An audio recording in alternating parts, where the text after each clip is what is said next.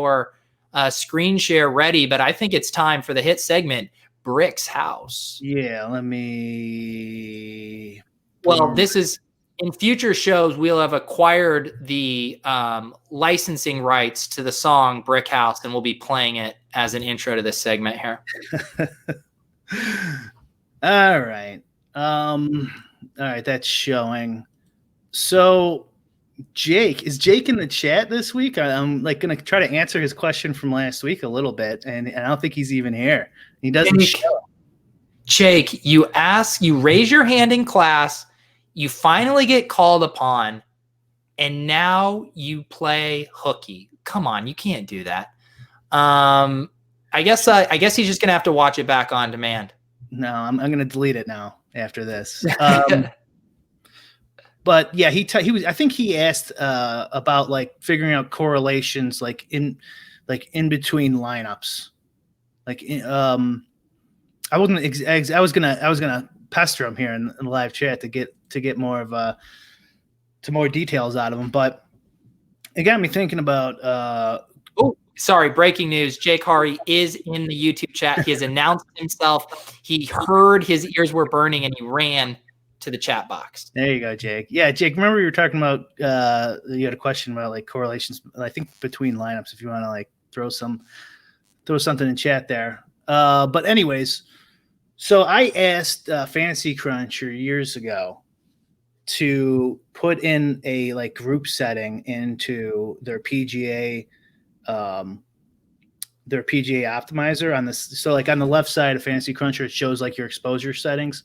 And I want him to put in like different groups based on salary next to that. So in all the other sports, there's positions.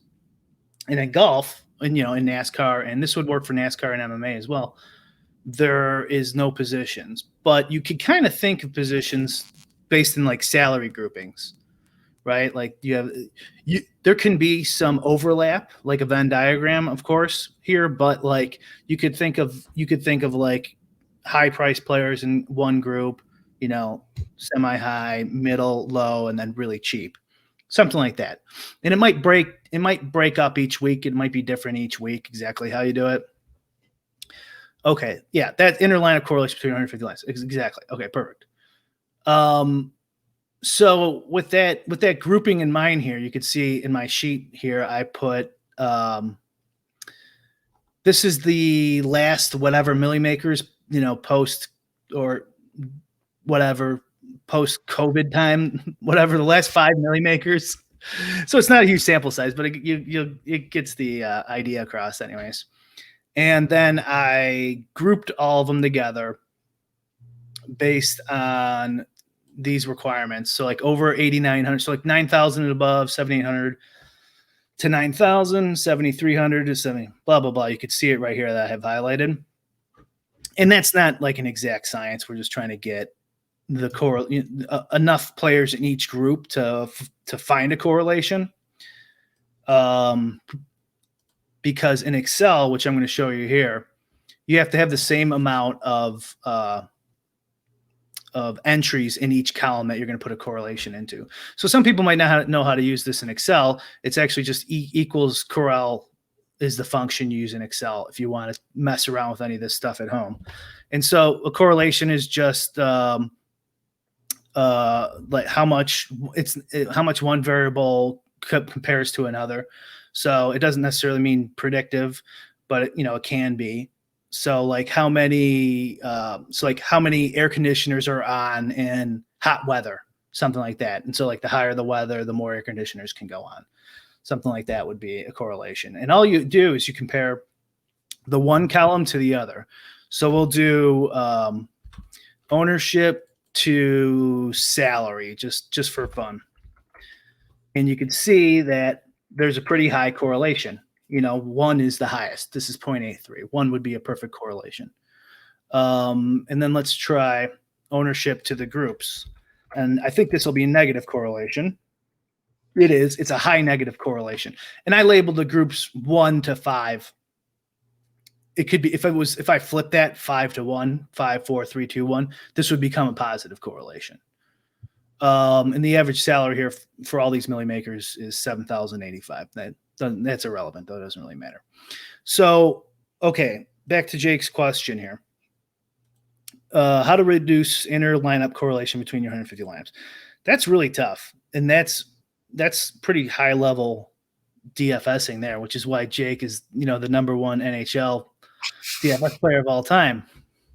Undisputed. But here's what I came up with. So I put all these last milli makers into these groups and then put them side by side so you could use a correlation. And I compared group 1 to 2, group 1 to 3, 4, and 5. And I just did the top ones. And you could go on here further down, but there's not going to be as much need because most of the ownership is in these, group 1 and 2. If you look every week, it's the high price guys that people are owning. So what does this, and this is not definitive, but it's, something to think about. What has happened here in the last 5 milli weeks? So groups 1 and 2 have a 6% correlation. Groups 1 and 3 have a 27% correlation. Groups 1 and 4 have an 11% correlation. And then group 1 and the dirt cheap guys is actually negative correlated, which was probably surprise people. If I move this group 1 salary higher, this probably would go up.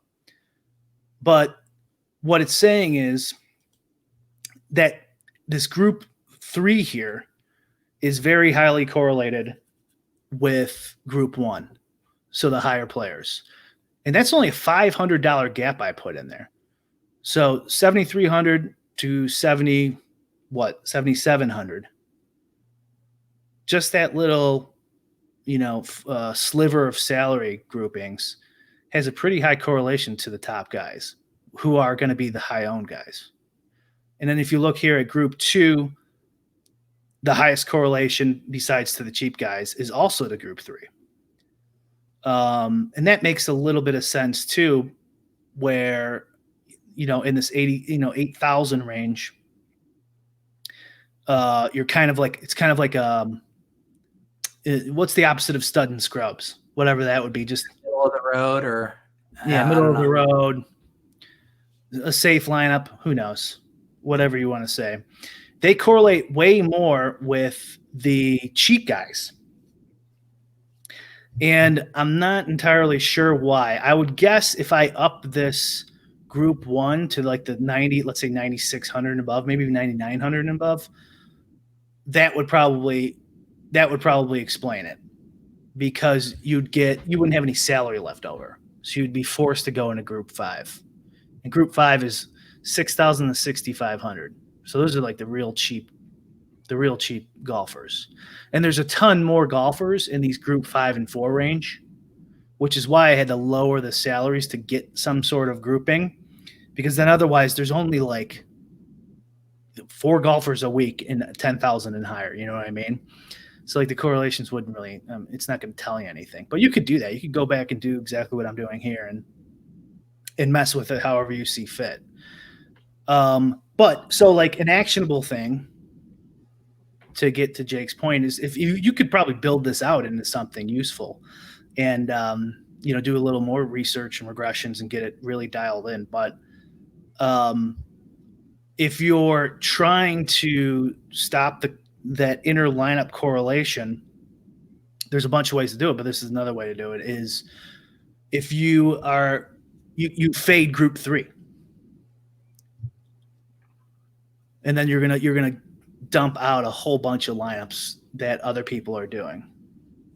So almost kind of what you're saying is if you were running sets of lineups, you would run a batch where you don't have group 3 in it and you're still getting in the highest projected lineups just without that group 3, just to create a batch of differentiated lineups from what otherwise would maybe be a ton of group 3 lineups. Yeah, you could run it a bunch of ways. So you can like get rid of 3, run 100. You could then add 3 back in, get rid of 1. That might be a little too, and maybe add a few of your favorites in 1. Right. And then run another 100. But you're definitely, and this is all within reason too. So like if it's giving you lineups that are 100 points off of your optimal, like that's too much. So, you'd have to play around with it. But this could be another tool in the shed besides all the stuff we've always talked about and everyone talks about, with ownership and making a bunch of lineups and picking some out from those lineups, etc. You could do this one more technique. Yeah, no, it's interesting because I definitely have had that where you're looking over your lineups and they all have the same kind of textures as far as where the different salaries are coming in, and it feels like you're not getting unique structure wise, even though your percentages might be. It's almost like you're like Jake is saying. There's the difference in being unique from the field, but there's also the difference in being unique within your own set of lineups. To make sure that you have a few different avenues of getting a top winning lineup. Okay. What else did he say? I know unique screens. Yeah. Okay. I think that kind of gives you Gareth with another. I should call it Brick confuses the shit out of everyone corner. I was going to say even that question confused me. Fantasy Buzz Brian would love to get your take on The Godfather. Is that what I think people like this? Who's The Godfather? He is a PGA professional DFS player, I guess. Okay. He's real good. He wins all the time. I don't know what else you want from me. I don't really study his lineups, but I'm sure they're really good. Speak on him. I can't speak on that. Pedro asks, drop the fire plays, Big Bry.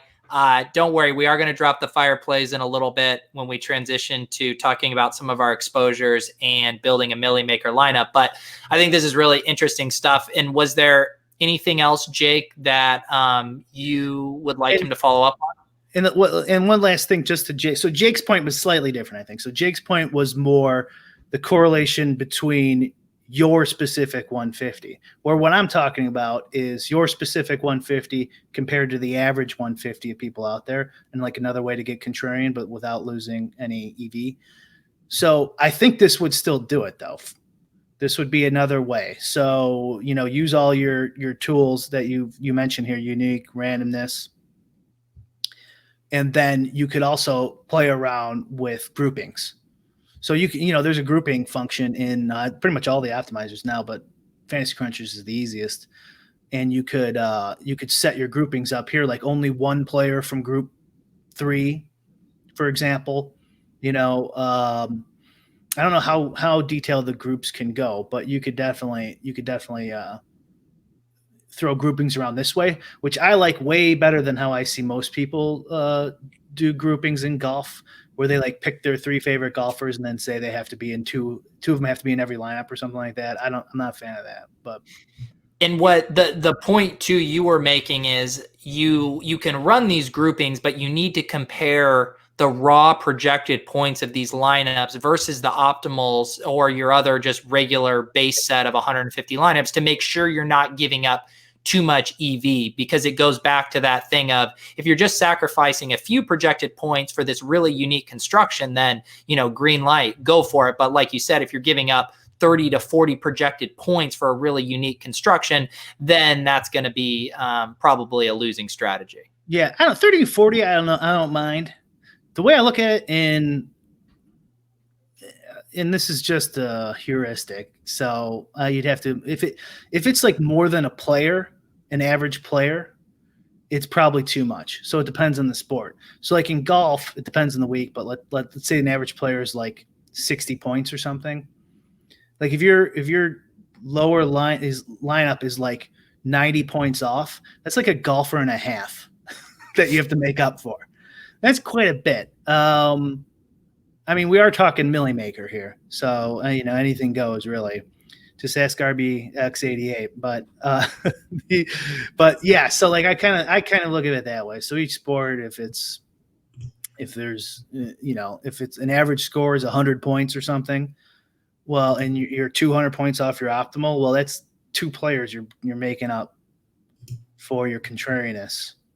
Yeah, and I assume too, again, it's obvious that these kind of methods of getting hyper unique are to solo ship a very, very large field like the Millie Maker. Yeah. And I mean, everything can be used in all the other lineups as well. It just depends, right? It depends on the sport and how many entries. Like if you're doing, a single entry with 50 people, and whose projections are you using? Are you making your own? If you're making your own, you're probably gonna be a little unique anyways. Yeah. So, yeah, there's a ton more questions. These are all just kind of like guidelines and things to think about. And somebody could probably, because I've never actually done this, so I'm gonna think about it more. But sometimes people can take an idea and run with it even better than you can. There you go, Jake. Head back into the lab, come back, show us your findings. That was a good question, though. We appreciate that prompt. And ladies and gentlemen, this has been Brick's House.